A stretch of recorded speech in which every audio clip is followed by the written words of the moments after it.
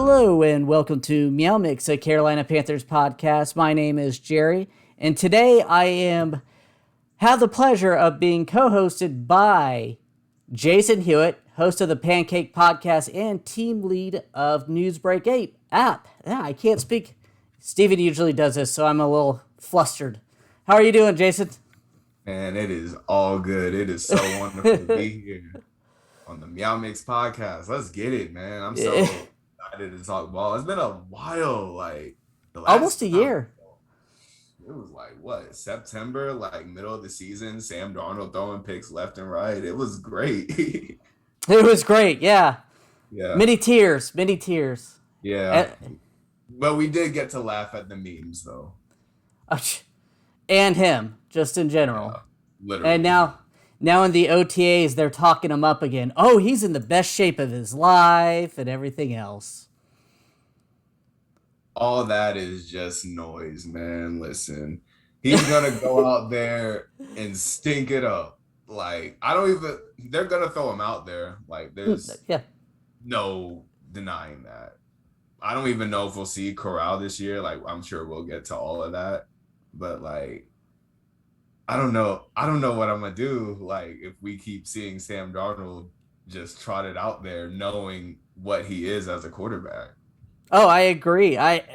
My biggest thing was last year after we re-signed Cam back here, Sam Darnold came back the last 2-3 games, and I was like, this is stupid.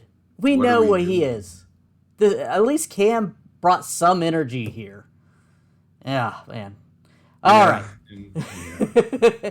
Now, back to our current topic. What we're actually going to discuss is the offensive line today, because you're a former offensive lineman. You know a lot more than I do and a lot more than Steven, just, looking from a side and looking at PFF grades. So with that being said, it seems like it's a lot better idea than they did last year of signing Pat Elflein and Cam Irving. Am I in correct thoughts of that? Oh, you are very correct. In terms of the offensive line, I am much happier than I was a year ago. I mean, they actually did it. They got Ike Ekwonu. Like, they actually got Ike. I was very worried about that first pick. I'm not going to lie to you. We did get a quarterback later on, which, we'll talk about. But, I mean, like, Ike, man, Ike is so technically sound, and he has that nastiness to him that you just love in an offensive lineman. Like, people talked about Penning, like Trevor Penning, who is a Saint now, but like, he had that nastiness and everything, but like Ike has that exact same vibe, but he's more technically sound and he's able to bend and move in ways that other offensive linemen just can't do. And he's just a behemoth of a human being. So, yeah, man, I'm about Ike and a couple other guys we're about to talk about. Yeah, with Ike here, the Panthers got really lucky with all three big offensive tackles on the board. Charles Cross, Evan Neal, and Ike. Was Ike your number one choice, or would you have gone another way, or do you think... I would have gotten Evan Neal? Yeah, okay. Evan Neal. Yeah, I loved Evan Neal, like, for years now. So, like, just seeing him on the board, I was like, please, please, please. But you know what? I'm happy with Ike too. Like, I'm not mad at all. I felt like all three of these guys were really can't miss. I know Charles Cross had those questions about the run defense, but, I mean, he played in an offense that didn't run the ball. What do you expect from him? Exactly. Like, people don't watch football. They don't watch the intricacies of the game. They just talk and look at stats and, oh, that's actually the game. But no, you actually have to look at what you're seeing. Yeah. Analyze it and know what you're talking about, man.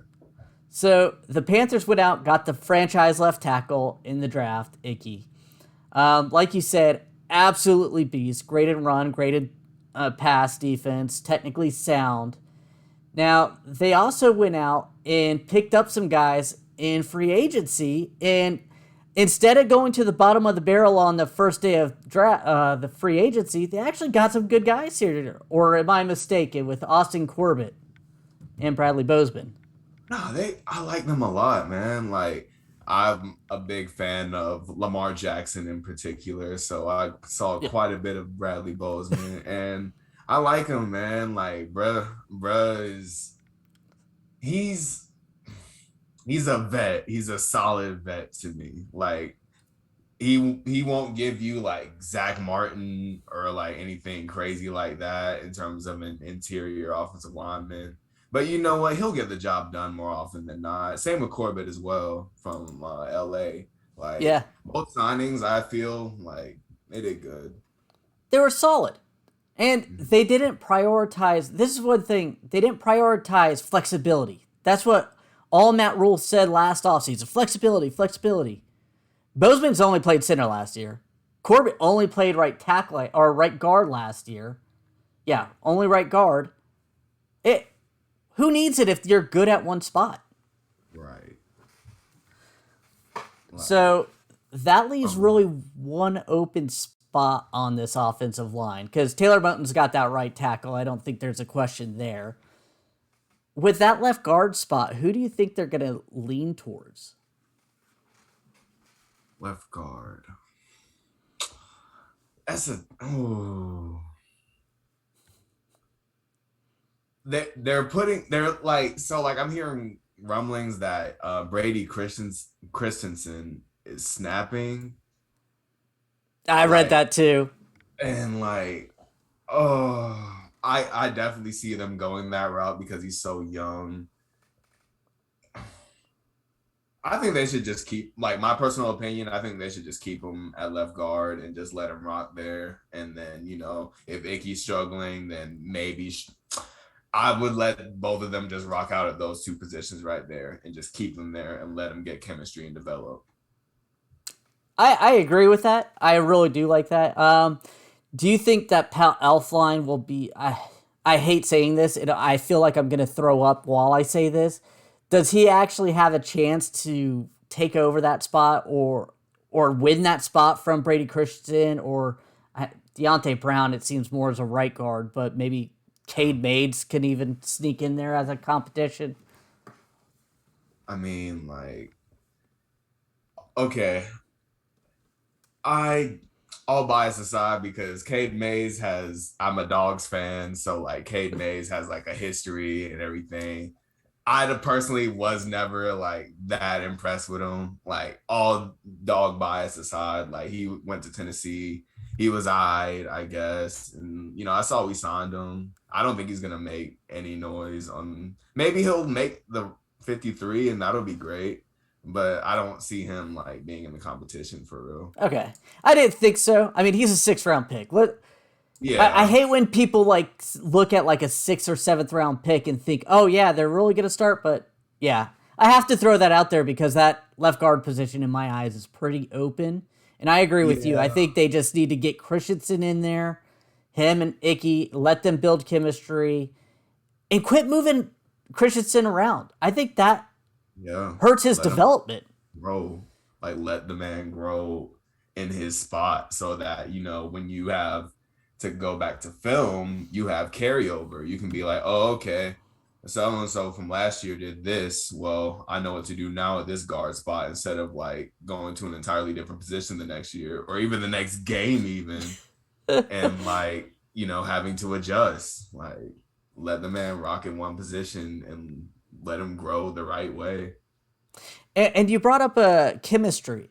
How important is it with this, with the same group going out there? I feel like the past few years, the Panthers have constantly shuffled the line. I know there's injuries, but it feels like every week they had a new offensive line the past 2, 3 years.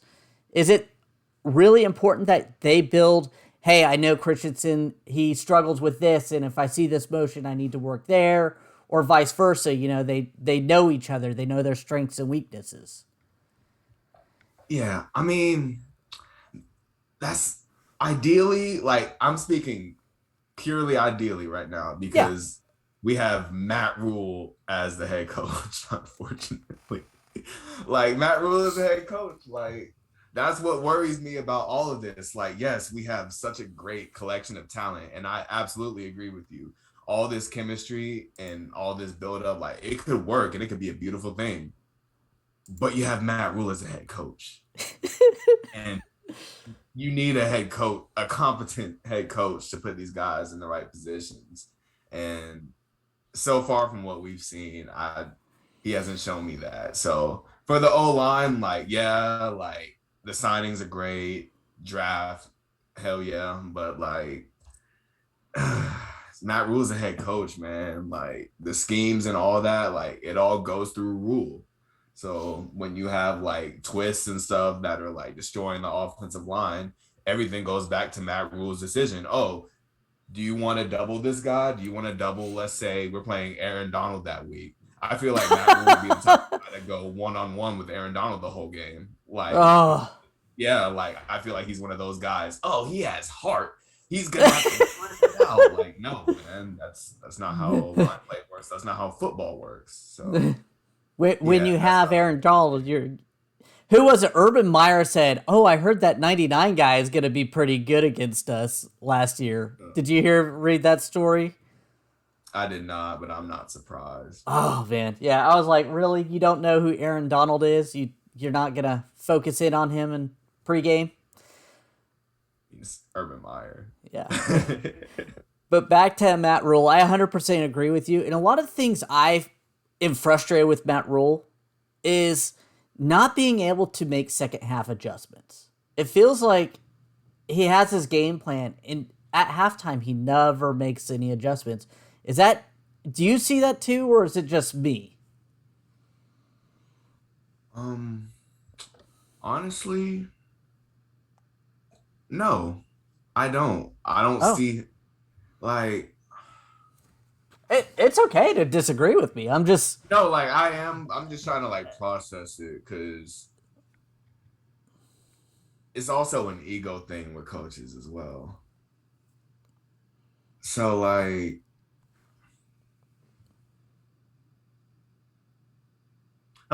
help me break it down. Like,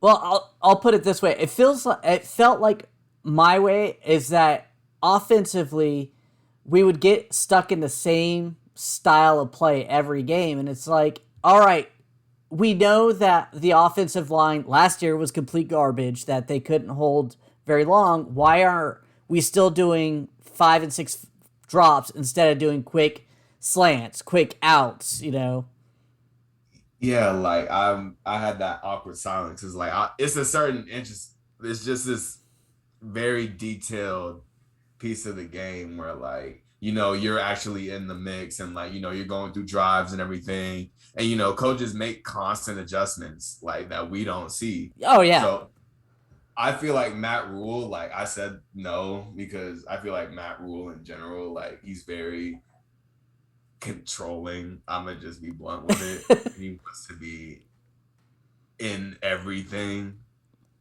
and so I feel like it's that ego thing where like he tries, but as we've seen on the tape and on the record, it hasn't worked. Yeah, that ego thing. You said control, and for a long time I believe that Matt Rule had a huge control over the personnel, which coaches should have a good say in it. But it felt like he was the ultimate decider. He made, went after people. And I felt like this year that got reamed in a little bit by Scott Fitterer and Tepper. Just from the way the signings went this year. Definitely. Now, before I completely go off offensive line, I know I kind of sidetracked there. On your Pancaked podcast, I listened last year with the NFC South rankings, and I believe the Panthers were last. Dead last, correct. Dead last. I know Tampa's still up there. I mean, yes, they lost a great guard, but with all these acquisitions, have the Panthers at least come closer? I don't want to jump on you. Right. But, is that good, or am I mistaken? Yeah. Okay. Sorry, I just pop up kind of messed up the recording there, but everything is going good. Sorry about that. Okay, sorry about that. Sorry about Oh that. no, you're fine. But yeah, they have inched closer to, I know New Orleans and Tampa, maybe not dead last now. I mean, like, as a like the Saints are the same. Like they have Jameis at quarterback, and like you never know what happened. Like Sean Payton's gone, so that's a huge factor. And Jameis, who I still think he can be good. I really, Uh, really do. I do too. I don't think he's going to be great, but I feel like he can be serviceable. And with a good coach, he could definitely succeed, which worries me for sure. And I feel like they have a better chance of success than we do as of right now. I think we will split with the Falcons, though. So the offensive line is better. But yeah, okay. In terms Yeah, of O-lines, yeah. I mean, you have Penning over there. They lost Teron Armstead. that's a huge sad. Yeah, like he's a great player, and I'm glad he's gone. You got let's see. Falcons really don't move me. No. Bucks tremendous. They got Tristan Wirfs over there. Yeah. So yeah, honestly, yeah, I think we're neck and neck with the Saints right now. So Like at least they improved to the point of at least on paper being better. Yeah. Good. Now we haven't discussed the draft with you. We've discussed Icky, but going over, we had a third-round pick of Matt Corral, fourth round pick Brand Smith, 6 Amari Barno, 6 Cade Mays, who we just briefed on, and 7th Kalen Barnes. Any of those guys stand out or you want to talk about? Let's get into Matt Corral, man. All right. Let's open some worms. Like for a third round pick, I don't hate it. I really don't hate it. Like as much as I'm not a fan of any of these quarterbacks in this draft, like a third round, like chance, I'm not too upset about. I'm not a big Matt Corral guy. I'm really, really not. Honestly, like the turnovers from the 2020, like it's concerning. It's absolutely concerning. But then you also have this past season, and he went head to head against Malik Willis, and like Malik didn't play well, and because of that, I mean, like Matt Corral, he had a decent game. He went like 20 for 27, I believe, and they won the game because Ole Miss is just better than Liberty. Oh yeah. But like Matt Corral, he's all right. Like, let's just see what he does. I think we'll throw him out there eventually because Sam Darnold's going to be terrible. And with all that said, like the actual film, like he's an athlete. He'll scramble. He'll make plays. He is a playmaker for sure. And he's one of those go get it guys, which Matt Rule absolutely loves. So like, I think they could have an established bond there. And that could maybe work. This is wishful thinking now, but like we'll see what happens, but like as of right now, I think he'll be like a little bit worse than Davis Mills. A little bit worse. I could see that. My big thing with him is when we did our draft profile, I loved how accurate he really was with his quick release. The only problem was he's small for the running type of quarterback. And I told Steven this when we did our draft profile. He's going to have to Russell Wilson it. Where he scrambles, he needs to get his butt down so he doesn't take those hits. And again, going through the reads. But for a third round pick, I like it. The only problem is Matt Rule doesn't have time to develop him. So, like you said, he's probably going to rush him out there and don't know how that goes. it might get ugly. Like, I'm not gonna sit here and lie to you. Like, especially as I think he's still like pretty raw in terms of like when things break down, right? And you see Lamar Jackson, oh, you can scramble and just make a play out of nothing. Matt Corral can't do that, but he thinks he can do that, which is the problem here. And I feel like he's gonna try that one game and get popped, and that one pop is gonna get in his head, and that confidence thing is very transferable from like pros, from college to the pros, and like guys get humbled real quick. And hopefully, like, as a Panthers fan, like, hopefully that doesn't happen to him. But, guys with big egos, they get their confidence shot real quick, especially, with these. Like, week 1 is against the Browns, man. Like, Sam Darnold could just stink it up, and Matt Rule could throw Matt Corral out there, and it would be a realistic scenario to me. Myles Garrett and Jadeveon Clowney coming after him. Woo! Yeah, man. Scary. It's scary, but, we're going to try to stay optimistic. Yeah, I could see that. I hope Ben McAdoo puts it in his head, or one of the linebackers, be like, hey, dude, I could kill you. I could lay you out. Get down. But, like, yeah, disaster. So is there anybody else you really like in the draft, or everybody else is just, eh? I mean, I like buddy out of Penn State, I believe. Yeah. Brandon Smith, I like him. He's also super duper raw, and like, some of those like super athletic traits like don't always show on tape. But I mean, like, the flashes are definitely there. So I mean, like, it's a decent shot.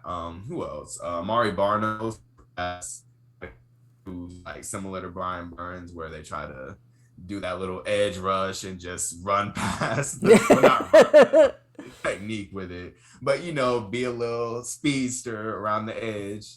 And like, that's pretty much like the formula these days. You want to have these uber athletic defensive ends that you want to call edges now, because you can drop them in coverage and you can have them do linebacker stuff. It's really cool, innovative stuff. But like, at the end of the day, like, a defensive end is a defensive end. And the problem with Brian Burns is that, on the run, like, it burns beat, us, bro. He's getting beat. Like, I see him get, like, I'm not gonna say manhandled, but like, he definitely gets handled for sure.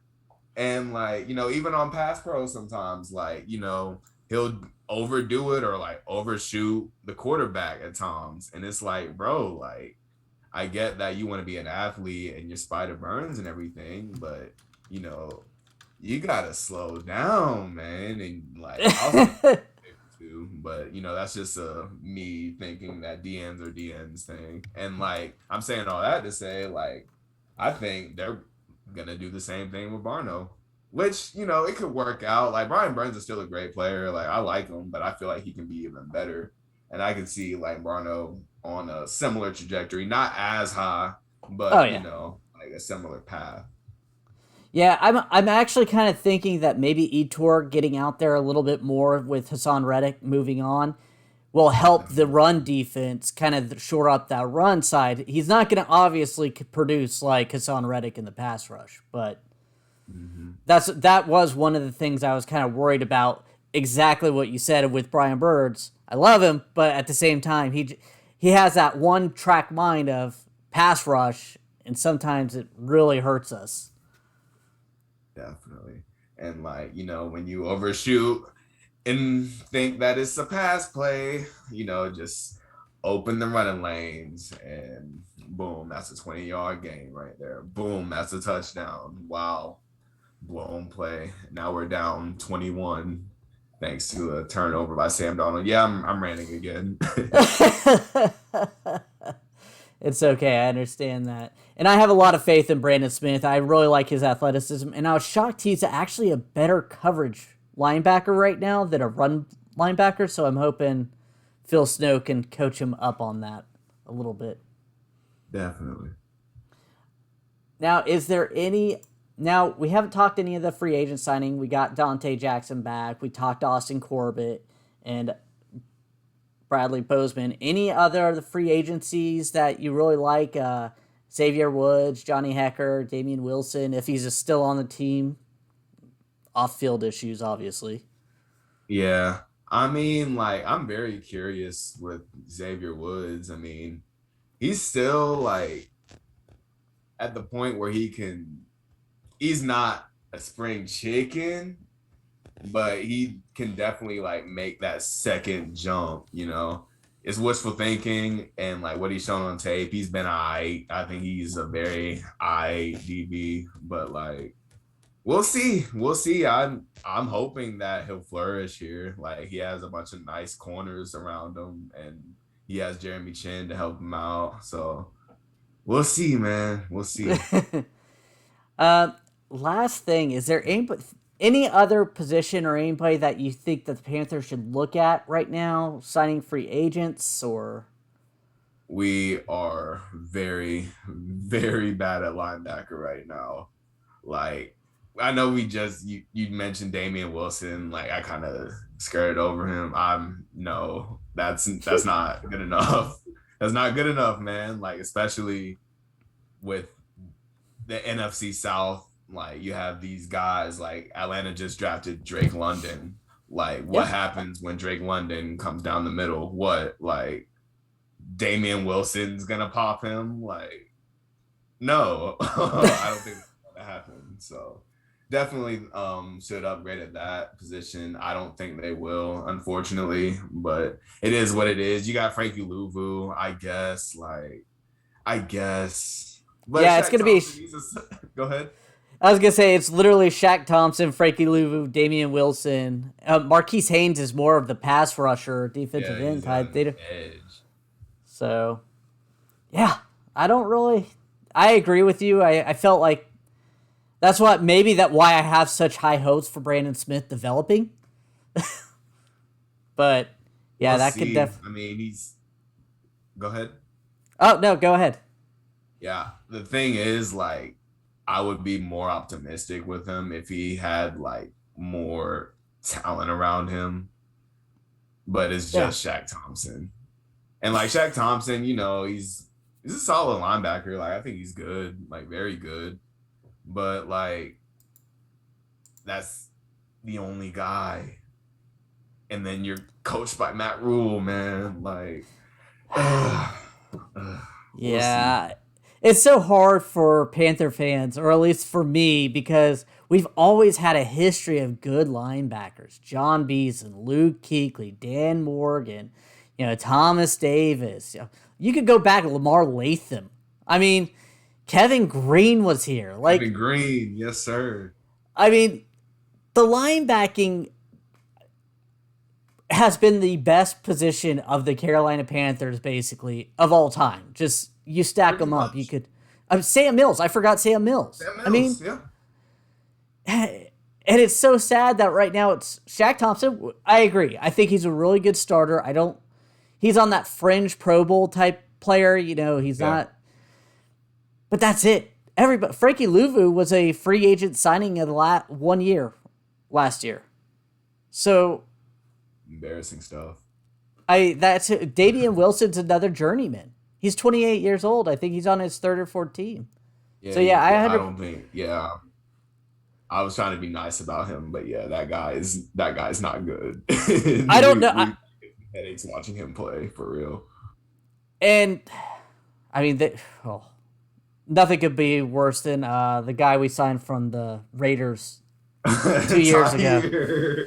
Tahir Whitehead. Thank you. Oh, that was brutal. Oh, 52. Oh my goodness. I just never understood why Jermaine Carter played so much better than him, and I didn't know why they took so long to make that switch.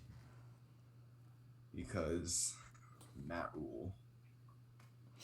Again, Matt Rule. So before we sign off today, I have to ask, there are rumors floating that Cam Newton's about to sign a 1-year deal, but he has to realize that he's not going to be the starter week 1 and that he has to come down on his money. Good idea, bad idea? I mean, like, I think it'll be fine. I'm not really like Cam, like I'm gonna be honest about Cam, man. Like he's on the latter portion of his career and he's being coached by Matt Rule.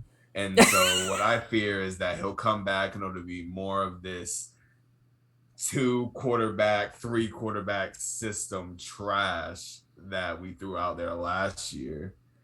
And yeah, it could be a potential disaster. Like, I'm optimistic. Like, yeah, it's Cam Newton, like, arguably the best player in franchise history. In my opinion, he is. Like, he's our only MVP. But he's not who he used to be. Yeah.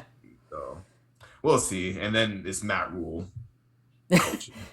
Now, before we sign off again, would you feel better trading for a Jimmy G or Baker Mayfield, or do you think that ship should have sailed already?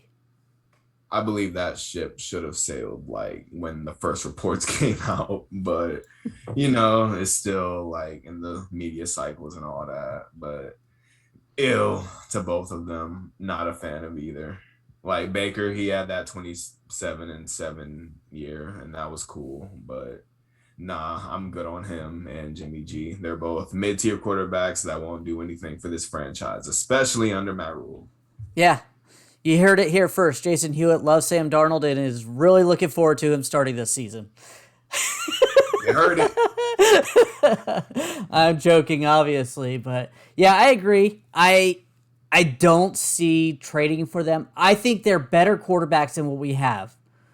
But at what cost? I don't think trading away the future draft picks for either one of those guys is really that much. If you give away a 7th round pick, I'm fine for it. But I don't want to get hit with what we had this year of having a 1st round pick and that's it, basically. Right. Like, we've made so many bad, not just bad, like horrendous decisions as of late. And it all boils back to Matt Rule. And it just, nearly everything we talked about, like, it boils down to Matt Rule being the head coach of this team. And unfortunately, like, I feel like this season as a whole, like, yeah, it might get real ugly. Wow. Yeah. I haven't looked at I haven't done our game by game breakdown, but it's a murderous row. Like week 3 on to like 12 is Atlanta twice in there, and every other game is brutal. Yeah, we might, like, knowing this team, like, we might be in the CJ Stroud business, or not even him. Bryce Young. Yeah, Bryce as well, but Will Anderson. Listen. Look, if we end up with CJ Stroud, Bryce Young, I haven't really done much research on Will Anderson, but a franchise quarterback, I'd be ecstatic. Just because at that point, I know Matt Rule's gone too, because I agree with you. I think he should have been fired last year, but I think Tepper gave him a 3-year promise. I think so too. Unfortunate, but that's where we're at. All right. I think that's about going to do it. Is there any last thoughts or anything you want to talk about? No, thank you so much for having me on. Shout out to the MeowMix podcast. Y'all are fantastic as always. Thank you. Thank you for coming in. You can follow Jason on Twitter at JasonHewitt50 on Twitter. He's a team lead at Newsbreak app. Also catch him on as a host of the Pancaked podcast. Great podcast. Go check it out. We want to thank everyone for listening. If you like the show, please let your friends know. Please follow us on Twitter at MeowMixPodcast.com.